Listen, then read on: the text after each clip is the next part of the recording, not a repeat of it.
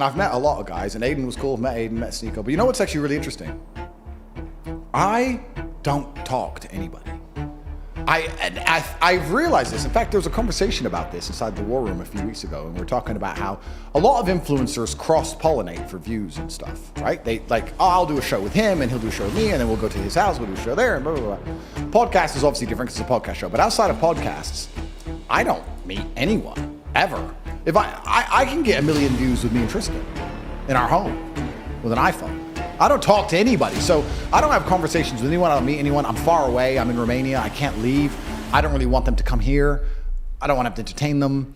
I'm quite isolationist, and my friends are the same friends I had 20 years ago. I don't have any new friends. I don't talk to any new people.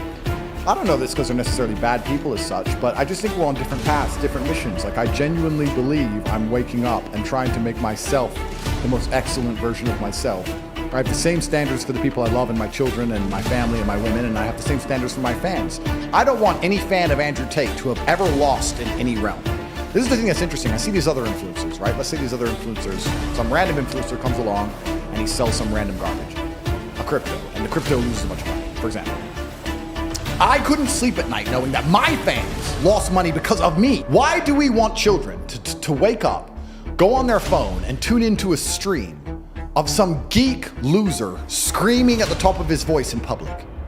Who is doing this? Why are we trying to dumb down the population and permanently distract them with absolute garbage?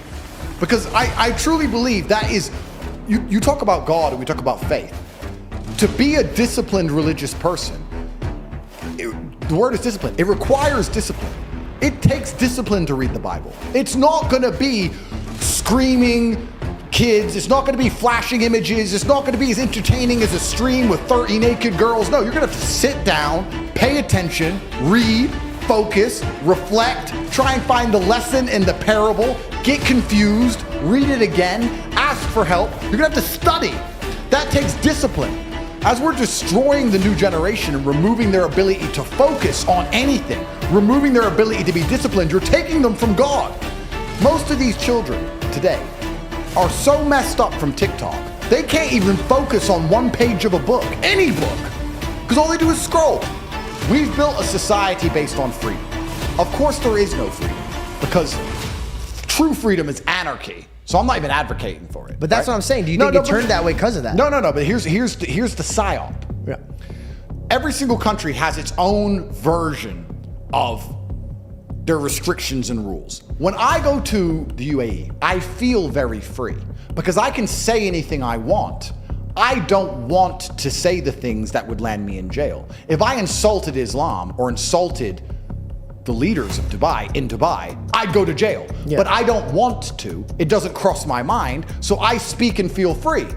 In America, if you go to America and you talk pro-LGBT, pro-agenda, pro-democrat, pro all these things, you think you're in a free country because you're saying all the things you're allowed to say. If you start saying the things you're not allowed to say, you'll learn that it's no more free than Saudi. It's just, there's a different set of rules of what you're allowed to say.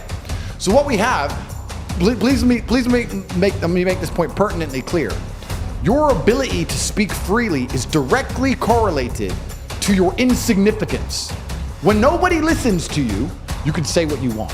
If you get a platform and start talking, you will learn very quickly how you're not allowed to say what you want because people are listening. The people at home need to understand it. All humans are meant to worship, and this is true. The godless, atheistic, left-wing psychos worship the pride flag and abortion. Watch them. Look at them. They worship it. They go, they turn up, they scream its name, they try and promote it, they worship it. Or you have famous men who will worship fame, or worship their girlfriend, worship their wife. If you believe in God, you're not going to worship your wife. You're going to respect your wife. You're going to do your very best to do good by her. But you worship God. You're not going to allow a woman to trounce all over you. You're like, no, sorry, we live within certain boundaries within this house, and we're a religious household, and you're not going to do that. Otherwise, we're not going to be together anymore. This is how it works. We're a religious household. What do we do about it? What can we do about it? If nothing can be done, then let's just put it in the this is going to happen bank, and let's consider it for future meetings, and let's stop talking about it. If something can be done, what can be done? Who's going to do it? How long is it going to take? All I care about is action. So when I talk to people at home, and I have all these young guys, I get thousands of emails a day, thousands of DMs a day, People go to my website, CobraTate.com, they message the live chat all day, every day looking for help. How do I sit and try and explain the very nuanced and complicated subjects of life and masculinity to 16-year-olds who I've never met in a nation that might be completely different to mine, geographically, politically, and socially?